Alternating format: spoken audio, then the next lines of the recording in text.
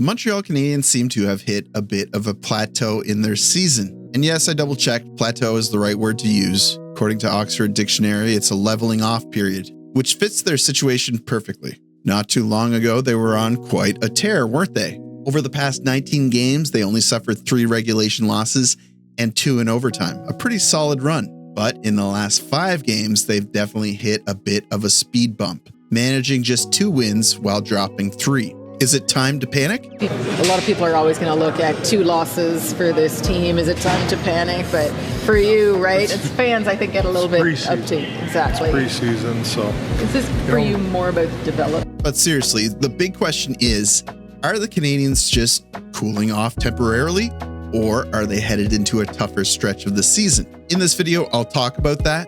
Also talk briefly about Suzuki defending Mike Matheson and the return of Reinbacher. Let's talk about it.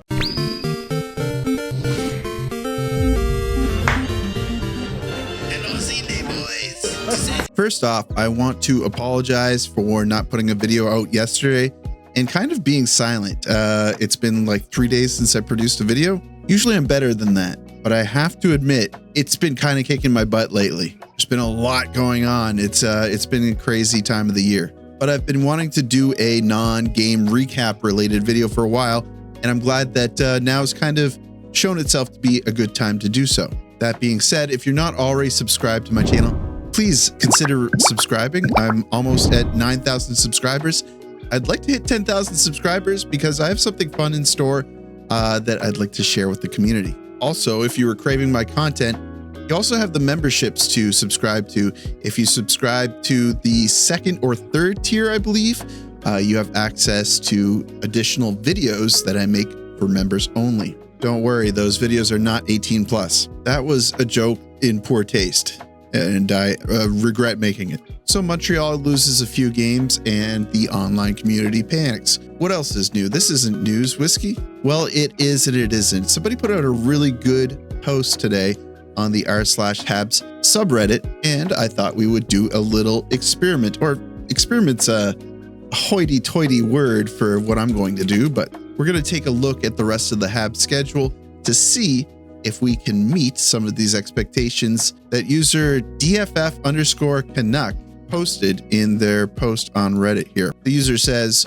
over the past 10 seasons, the benchmark for points to make the playoffs in the East was 94.5 points. In order to hit 94 points, the Habs would need to get 41 points. Can we make it? They go on and say, for reference, that would be a record of any of the following over their last 33 games. I should have some sort of a graphic indicating those records. I don't feel like saying them. The user then says these are almost all winning records unless we go on another huge overtime loss streak. So the crux of that is we need to play over 500 by a few games. The user continues by saying it's also worth noting of the teams around the Habs fighting for a playoff spot, these are their current point projections based on their performance so far. I should have some sort of a graphic or just normal text if I'm lazy on the screen right now with that information, but Tampa Bay, Ottawa, Boston, Columbus, they are currently our biggest adversaries, but we would only need to finish top 3 in this list in order to be in the playoffs. Reading through the comments, nobody seems very confident that the Habs will be able to do this. But I noticed of the individuals responding, seems like a lot of them did a gut check and came up with, no, they're not going to make the playoffs, because they responded really quickly to the post. So I looked at the remaining schedule. I looked at who of the remaining teams we need to play are legitimate Stanley Cup contending teams, are teams that are competing for the Stanley Cup, but not necessarily the teams that are favored to win the Stanley Cup, teams that are fighting for a wild card spot, and teams that are not going to make the playoffs. Obviously, these are my opinions. I take where they're currently standing and assume they're going to trend along the same path. There's probably teams that I'm going to be wrong about. For example, the odds in Vegas for Montreal to make the playoffs, it's only 29% or something like that. But I know they're going to win the Stanley Cup this season.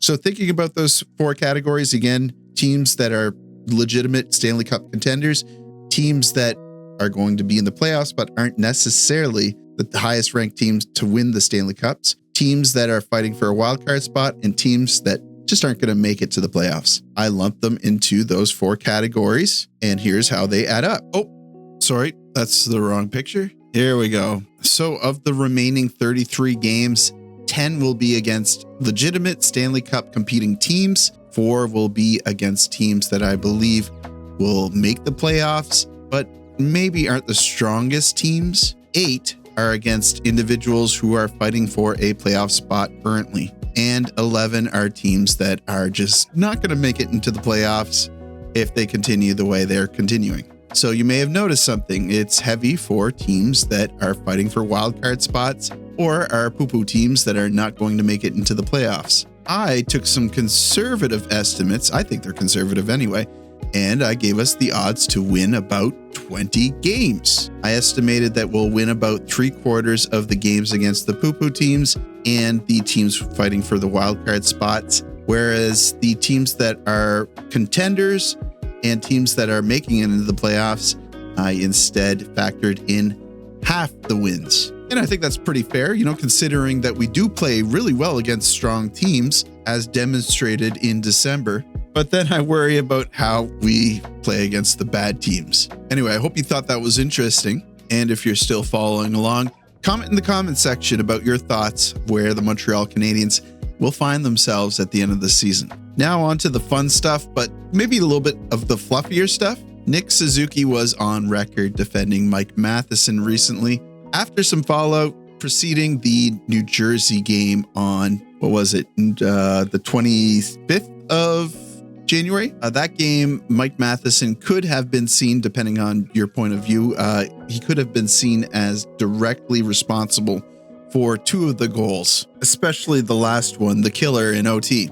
Here's what Nick had to say about it. Nick, saw a lot of hard comments about Mike Matheson after our last game on social media and all this stuff. What is your opinion about him, and what is your opinion in general about his game?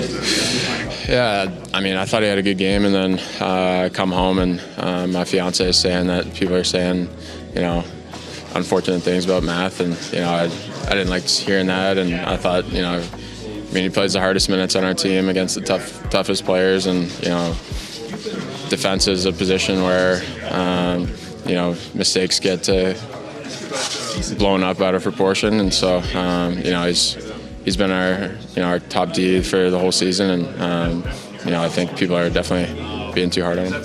So a pretty sober response by Suzuki, a pretty easy question, honestly, and I look at the comments on what he said, and I look at the comments in forums, and it has to be scratching my head. Like, what did you think he was going to say? Like, oh yeah, I hope we get rid of him soon. Like, he's a bum. We need him off the team. He said the right thing, and he said just about all he really needed to say. He supported his teammate, and he's right. The defensive role is a scrutinized position, and you make one mistake and it could end the entire game. I think the argument for fans is that this is not the first time it happens. And in fact, it feels like it happens enough to be warranting of some criticism of Matheson. The thing that I wonder is if you took the games where he didn't make mistakes and he instead contributed towards the win, does it even out?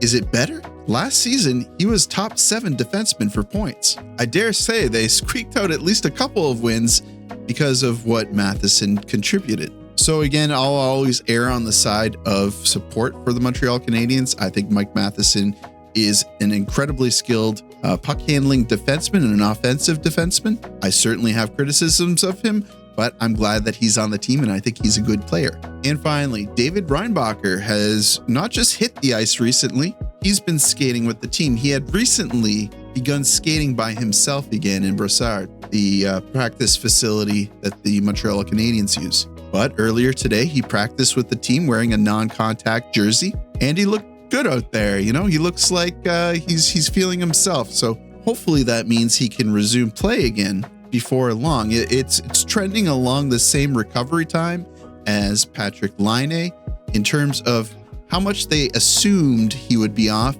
and when they actually started. So let's hope that he returns, plays a little bit with Laval. If the Canadiens are doing well, I can't see him joining the team before playoffs. If the Canadiens don't do well, he might get a couple of games in before the end of the season. hope you enjoyed this more general video, a more in-depth look at what's going on with the Montreal Canadiens. I aim to bring you stuff that you like to see. If you liked what you saw, then let me know in the comments. But I had a lot of fun doing this. Hope you had a lot of fun watching it. Hope you're all doing well. Like I said previously, it's been a tough month for me. There's a lot going on, and I have a lot of history in January. January and I are not really friends, but what is it? The 27th today? So 2 days until my birthday.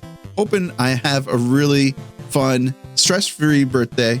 Make sure to drop a happy birthday in the comments after tomorrow's game recap. And yeah, that's going to do it for me, guys. Thank you so much for watching. Please like the video. It helps me out with search results or something. Subscribe if you're not already a subscriber. I'd love to have you. And as always, I'll see you down below in the comments.